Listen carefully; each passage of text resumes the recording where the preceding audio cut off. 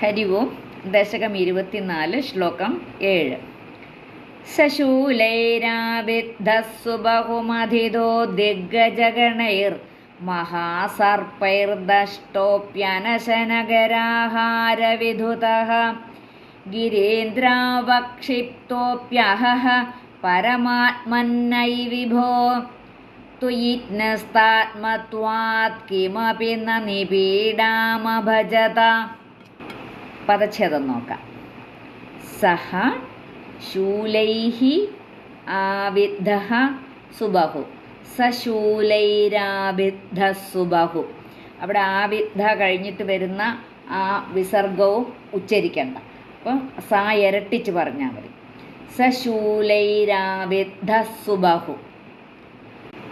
മഥിതഃ ദിഗ് ഗജ ഗണൈഹി. മഥിതഃ മഥിതോ ദിഗ് ഗജ ഗണൈഹി. ദിഗ്ഗജഗണൈർ.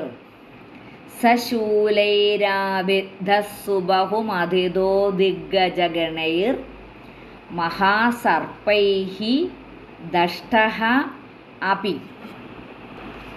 അനശന ഗര ആഹാര വിധുതഃ. അതൊരു സമസ്ത പദമാണ്.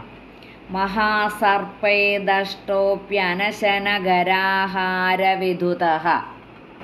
മഹാസർപ്പൈഹി എന്നുള്ളതാണ് ആ വിസർഗം മാറിയിട്ട് ഇറായിട്ട് വന്നിരിക്കുന്നത്.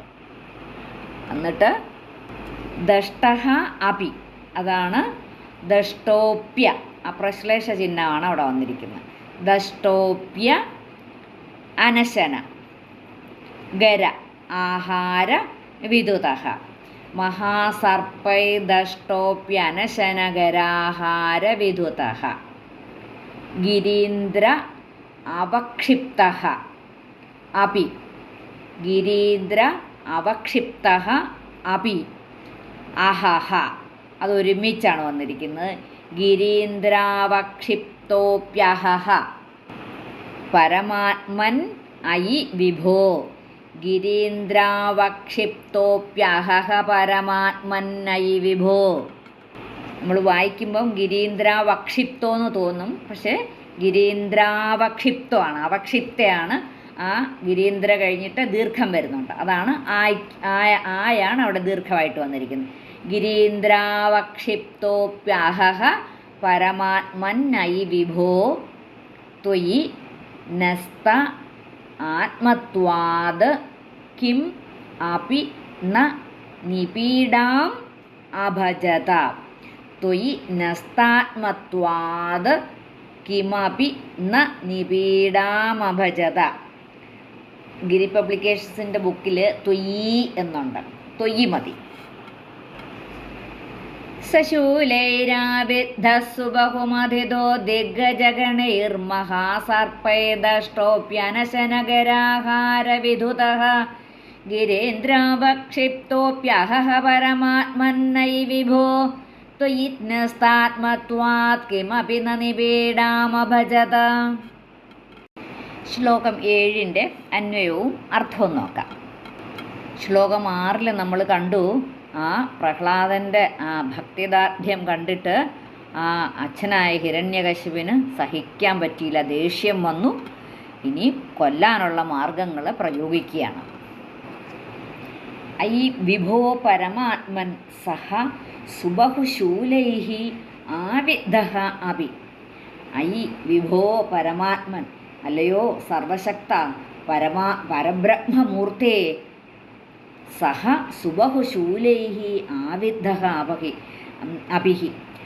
പ്രഹ്ലാദൻ പല പ്രാവശ്യവും ശൂലങ്ങളാൽ പിളർക്കപ്പെട്ടവനായിട്ടും, ശൂലം കൊണ്ട് ശൂലം കുത്തി ശരീരത്തിൽ നിന്ന് പുറത്തപ്പുറത്ത് വന്നു, ശൂലം കുത്തി ഇറക്കി.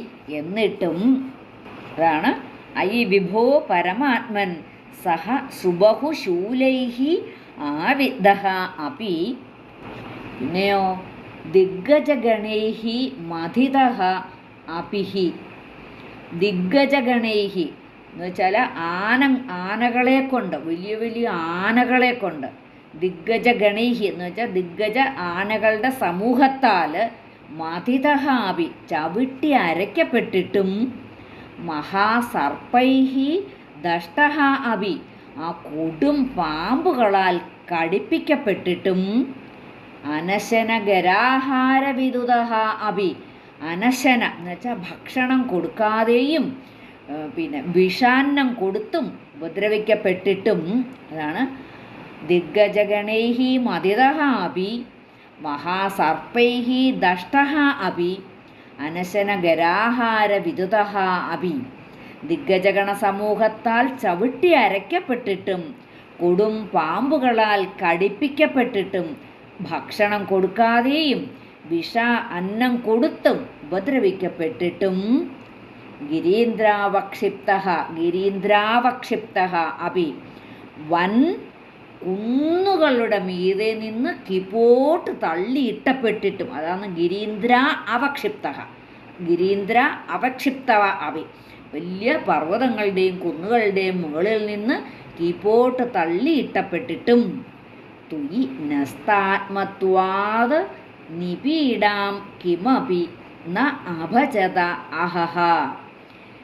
ത്വയി നസ്താത്മത്വാത്, ത്വയി നിന്തിരുവടിയിൽ ആത്മാർപ്പണം ചെയ്തവനായതുകൊണ്ട് നിപീഡാം കിമപി, ആ പീഡയെ തെല്ലും അനുഭവിക്കുകയുണ്ടായില്ല. അഹഹ, ആശ്ചര്യം തന്നെ എന്ന് ഭട്ടതിരിപ്പാട് പറയണു. ഭാഗവതം പറയുന്നത് ഈ ആദ്യം ആ ശൂലം കൊണ്ട് കുത്തി, ശൂലം ശരീരം പൊളർന്ന് അപ്പുറത്ത് വന്നു, എന്നിട്ടും കുഞ്ഞിനൊന്നും സംഭവിച്ചില്ല. എന്നിട്ടോ ആ വലിയ ശക്തിയുള്ള ആനകളെ കൊണ്ട് ചവിട്ടിച്ചു, ആന വന്ന് ചവിട്ടി അരച്ചു.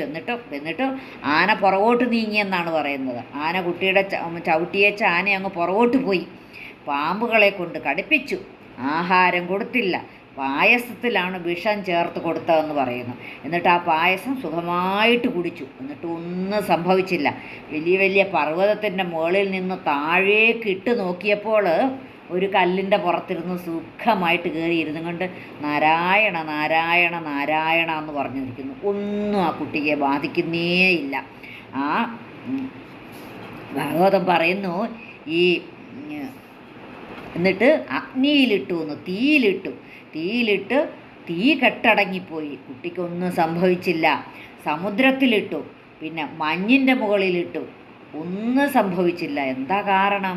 ഹേ ഗുരുവായൂരപ്പ, അവൻ്റെ ആത്മാവ് അങ്ങയിൽ സമർപ്പിക്കപ്പെട്ടതാണ്. നമ്മൾ ഓരോരുത്തർക്കും ഒരു ജീവാത്മാവുണ്ട്, അത് ആ പരമാത്മാവിൽ അർപ്പിക്കണം. അപ്പോൾ നമ്മുടെ ഈ ശരീരമാകുന്ന ചട്ടക്കൂട്ടിനുള്ളിൽ നിറഞ്ഞിരിക്കുന്നു ആ പരമാത്മാവ്. ആ പരമാത്മാവ് മനസ്സിൽ പ്രതിബിംബിച്ചതാണ് ജീവാത്മാവ്.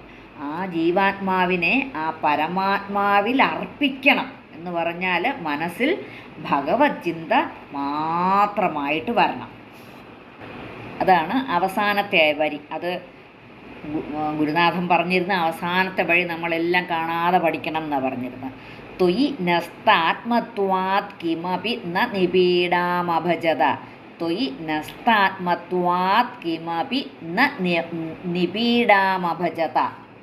എൻ്റെ അർത്ഥം എന്താണെന്ന് വെച്ചാൽ ആ ഭഗവാനിൽ അർപ്പിക്കപ്പെട്ടതുകൊണ്ട് യാതൊരു ദുഃഖവും അറിഞ്ഞില്ല. പക്ഷേ നമ്മൾ ആ ഭഗവാനിൽ അർപ്പിക്കപ്പെടുക എന്ന് പറഞ്ഞാൽ കുറേ നാമം ജപിച്ചതുകൊണ്ടോ അല്ലെങ്കിൽ ആ ഭജിക്കുന്നത് കൊണ്ട് ദുഃഖങ്ങൾ മാറിക്കിട്ടത്തില്ല. പക്ഷെ ആ ദുഃഖം സഹിക്കാനുള്ള ശക്തി വരുന്നു. അപ്പോൾ നാം ആ ദുഃഖം അത് അറിയുന്നില്ല എന്നാണ് ആചാര്യൻ പറഞ്ഞിട്ടുള്ളത്.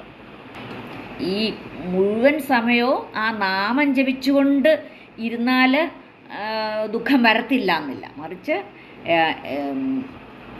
ഈ എല്ലാവരെയും ആ ഒരു ഭഗവത് സ്വരൂപികളായിട്ട് കണ്ടുകൊണ്ട് തൻ്റെ ശരീരം കൊണ്ടും തൻ്റെ ധനം കൊണ്ടും വാക്കുകൊണ്ടും എത്രത്തോളം മറ്റുള്ളവർക്ക് ഉപകാരം ചെയ്യാമോ അത് ചെയ്തുകൊണ്ടേയിരിക്കണം. അതാണ് ആ നസ്താത്മത്വാത് കിമപി നിപീഡാമഭജത എന്ന് ഉള്ള അതിൻ്റെ ആ ഒരു വരിയുടെ അർത്ഥം എന്നാണ് ആചാര്യന്മാർ പറയുന്നത്.